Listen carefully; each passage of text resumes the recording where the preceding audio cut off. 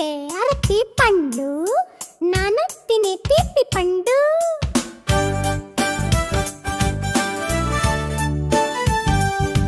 Are అంటే ఆవు వస్తుంది, పాలు తాగటానికి సిద్ధం ఉంది. నీ అంటే ఇల్లు నన్ములుస్తుంది, వేలాడే మాల కిల్ల కిలతున్నుంటాం.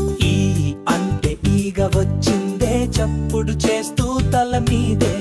ఊ అంటే ఒండు శబ్దం, పలుకులుగా నాలజాడం.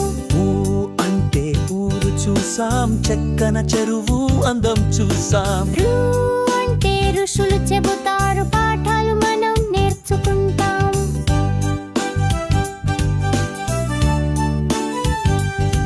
ఏ అంటే ఎలుక పరుగెత్తే, చిట్టి పిల్లన్ని వెంబడించే.